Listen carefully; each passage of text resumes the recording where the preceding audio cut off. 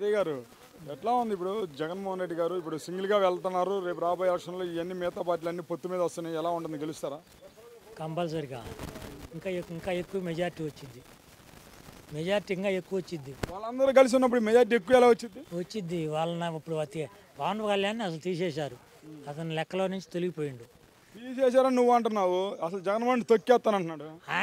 ఆయన దొక్కోకుండా చూసుకోమని ఆయన ఇప్పుడు సినిమాలలో అయితే ఆయన తొక్కోవచ్చు, ఆడ దొక్కోవచ్చు, ఏడ కుదరదు వ్యవహారం. అసలు మొత్తం జనం సినిమా యాక్టర్ కిందనే చూస్తున్నారు, అతను క్యాండిడేట్గా చూడట్లేదు.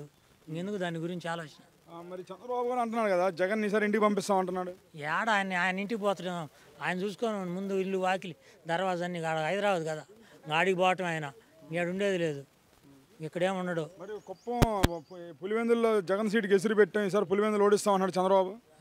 అసలు అతని జీవితంలో ఆ మాట అంటే వాడికి సరిపోయిద్దా? ఆడని కూడా సారి నేను అతను వల్లబడిద్దా? అసలు అది జరిగే పనా? అసలు పులివెందుల్లో జరిగే పనా? అసలు ఒకసారి పోయి చూసి రమ్మను, పులివెందులు పోయి ఆడ పోయి ఊరక చూసి ఓటింగ్ ఎట్టా అయ్యింది అడగమను. 90% ఓటు వేయటం సిద్ధంగా ఉన్నారు. అది ఒక మాట చెప్పండి, ఇప్పుడు జగన్ ఒకసారి చూడండి, జగన్ కంటే ఎక్కువ పథకాలు ఇస్తా అన్నాడు చంద్రబాబు. ఇంకా ఇచ్చే అయితే కదా అంట. పోయినసారి రుణమాఫీ ఇచ్చిండు, డ్వాక్రా గ్రూపులో ఇచ్చిండు, అవన్నీ ఇచ్చిండా? అవన్నీ ఇస్తే కదా మళ్ళీ నేనైనా ఇస్తానంటాడు, అవన్నీ మొత్తానికి ఇస్తానంటాడు. ఇచ్చేవి కానప్పుడు మొత్తానికి ఇస్తానంటాడు. ఏముందాడా? మొత్తం ఇస్తాం మీకు ఎందుకు, ఎట్టంగా ఇది అయ్యేది కాదు కదా. ఆడవాళ్ళకి ఫ్రీ బస్సులు అన్నాడు ఆయన. ఆడవాళ్ళు ఫ్రీ బస్సులు వేసినా ఎక్కేవాళ్ళు కాదు, డబ్బులు ఇచ్చి ఎక్కుతారు, డబ్బులు ఇచ్చి దిగుతారు. ఆయన ఫ్రీగా అది ఏది ఫ్రీ ఇచ్చినా, ఆయన ఆల్ ఫ్రీ ఇచ్చినా నమ్మరు. ఎందుకని చంద్రబాబు అసలు ఆ విధంగా నమ్మలేరు? అంతే. పోయినసారి అట్టటి అబద్ధాలతోటి ముఖ్యమంత్రి అయ్యిండు, ఆ అబద్ధాలు కూడా ఫెయిల్ అయిపోయిండు.